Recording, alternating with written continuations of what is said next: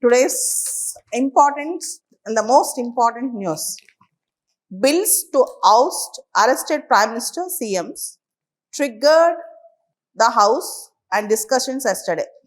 See, 130th Constitutional Amendment Bill and two other bills were introduced with respect to arrested prime ministers, ministers, chief ministers, state ministers, and if they are arrested for 30 consecutive days for an offense which is punishable for 5 years or more, they will be ousted from their office.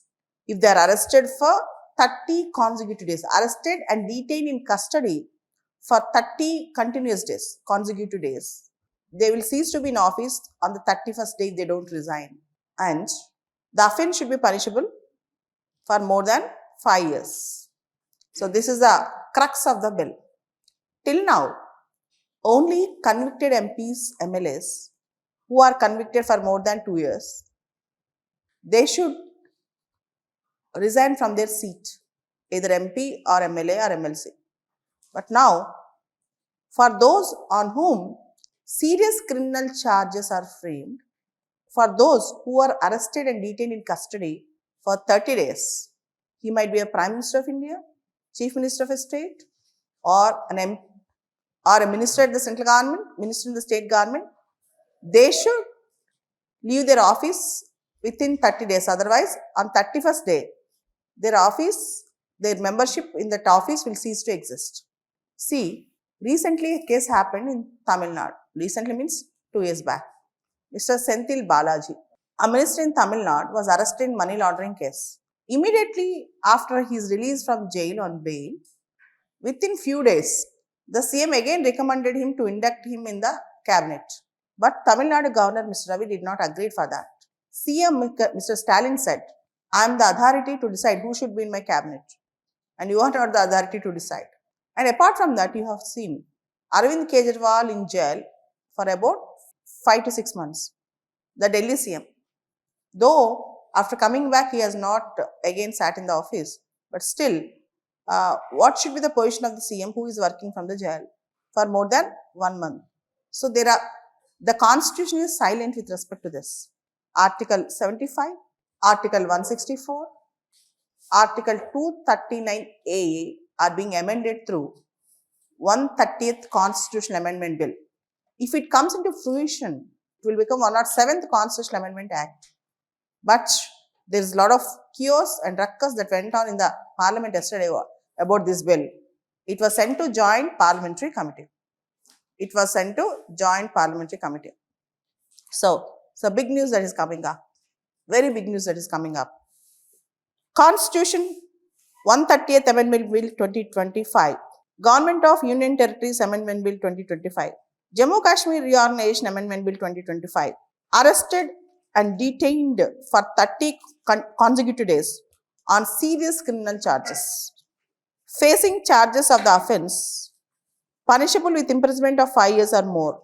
Removal authority is the President for PM on Union Ministers and Governor for CMs and State Ministers. So, this is a serious thing that is coming up.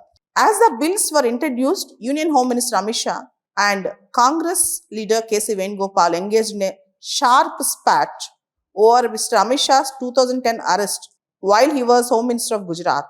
Trinamool Congress MPs escalated their protest by tearing copies of the proposed legislation in front of Amit Shah's seat, resulting in a brief tussle between opposition and ruling party MPs. BJP MPs stepped into shield Mr. Amit Shah, while the Trinamool accused them of pushing and showing women MPs. So, big ruckus that went on in Parliament yesterday with respect to this bill. But this bill is very, very important. Very, very important to enhance the trust between the governors and the governed, to ensure constitutional morality, to uplift the hopes and aspirations of the people, and to also promote justice and fairness in the Indian society. Prime Ministers and CMs who face criminal charges are highly responsible, and they are not powered, they are not eligible to rule the people anymore if they are facing serious criminal charges. This is the story. Next important news that is coming up. Supreme Court to the center. As you all know, governor versus state government issue is going on, where governor keeping the bills pending for more than 3 years, 4 years. Few months back, Supreme Court, by using the powers under Article 142, said that the Tamil Nadu government bills, which are pending before the governor and the president, are deemed to be passed. And again, under Article 143, the President of India asked the advice of the Supreme Court, can the Supreme Court use that powers under Article 142? Can the Supreme Court take away the powers of the governor and president with respect to the passing of the bills? Almost 14 questions were asked by the President of India to the Supreme Court. So, recently, Supreme Court asked the center, are the elected governments in the state are at the mercy of the governor's fancies? Once an elected legislative assembly passes a bill in the state, can the governor stop it for a long time, delay the bill without any reason? Though the constitution in Article 200 says, as soon as possible, governor sitting on the bills for more than 3 years, 4 years, is it right? Is it correct? This is a question you need to think of. The Supreme Court asked the center, if elected state governments were at the mercy of the whims and fancies of the governors, who could fail bills by merely withholding the assent? See, even though if you pass the bill, if it won't come into effect because of delay of the assent given by the governor, or if governor sits on the bill, what is the use of that bill? He is failing the bill. A presidential reference bench headed by Chief Justice B.R. Gawai were examining a submission by the center, represented by the Solicitor General Tushar Mehta and other advocates. So, governor is allowing the state bills to get delayed, to get lapsed, thereby failing the bills. So, state governments will not function at the mercy of the governors. Do you expect that elected government should function at the mercy of the governors? Do you expect that elected government should function at the whims and fancies of the governors? This is a question Supreme Court as the center. We all know that there is a big issue that is going on, that is online gaming. Lok Sabha clears bills banning real money gaming. You can have the fake money but not real money in the gaming. So, Lok Sabha passes a bill banning real money in the gaming. This is an important thing which you are expected to know, and many young people are getting addicted to online gaming. You all know that. The Lok Sabha passed the Promotion and Regulation of Online Gaming Bill 2025 by a voice vote. The bill seeks to prohibit the offering, operation, facilitation, advertisement, promotion and participation in online money games. This is a good bill. We are seeing suicides and families getting destroyed every day. So, this bill is very, very important. And real money gaming refers to platforms such as Dream 11 and PokerBaazi, where players risk their money for winnings.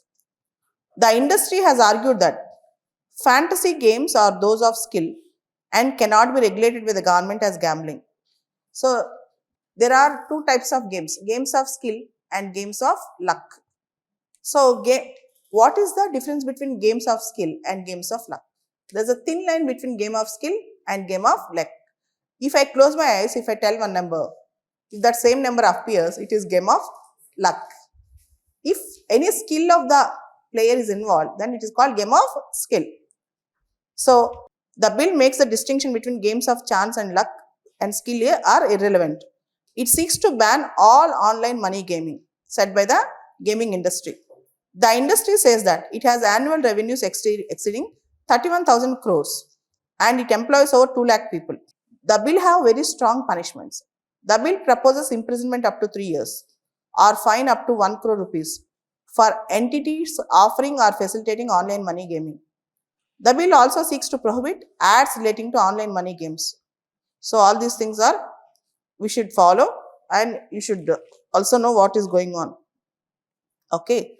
And the other important news, if you observe, yesterday Karnataka Legislative Assembly passed Gig Workers Welfare Bill. You all know gig workers are the workers who goes for employment on plug and play system. There is no formal connection between employer and employee. Like Uber, Ola, Zomato, all these employees. So according to Niti Aayog, India's gig worker industry is going to have almost 2 crore 50 lakhs employees by 2030. India's gig workers are going to be 2.5 crores by 2030.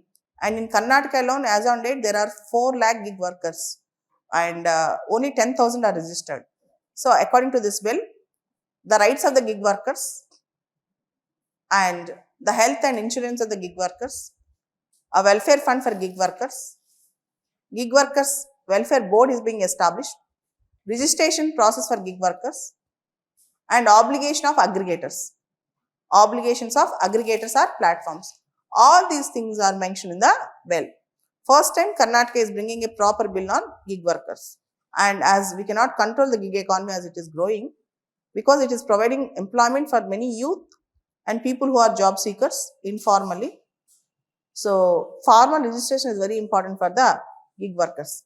And on every transaction, 1% to 5% should be earmarked for the welfare of the gig worker. On every transaction, 1% to 5% should be earmarked for the welfare of the gig worker. This is very important, that's coming up. And next important news, as you all know, Wang Yi, the Chinese foreign minister, have come to India. And from India, now he is attending a meeting with Pakistan and Taliban. So Wang Yi presently is in Afghanistan, and now China, Pakistan and Afghanistan, Taliban-led Afghanistan, are now holding some discussions. Coming back, Singareni Collieries Company Limited, for the first time, it is the first coal public sector unit to go for exploration of gold and copper. Singareni Collieries Company Limited has stepped into another area of business, venturing into the field of critical mineral exploration by securing a license for gold and copper block survey in Devadurga area of Karnataka through the auction conducted by the Union Ministry of Mines and becoming the first coal company to do so. Singareni has emerged as the L1 bidder by quoting 37.75% royalty in the online auction. A history started for the coal mining company for the first time in the critical mineral exploration. It's a very important thing that's going on. Okay. And in Hyderabad, many cases of electrocution. Last week during Krishnastami, 5 people died while they are taking, 5 or 6 people died while they are taking a procession of Lord Krishna, because the height of the Krishna's chariot ideal was more than 10 feet. And the other thing, 2 days back, yesterday or day before yesterday, near Bandlaguda, one small group is bringing Vinayak Ganesh ideal. One more important news that is coming up, brain-eating amoeba. In Kerala, Negloria filaris, brain-eating amoeba, a 9-year-old girl died 2 days ago in North Kerala. Health officials confirmed.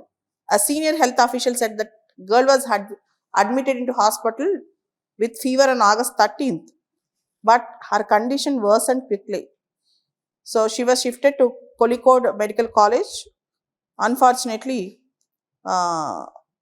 she was affected by an amoeba. So Negleria filari amoeba is a microscopic organism found around the world.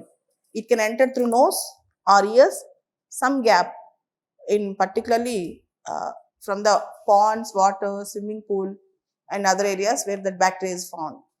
It goes and causes damage to the brain. Brain-eating amoeba. Negleria fowleri is a very bad news, but we need to take it.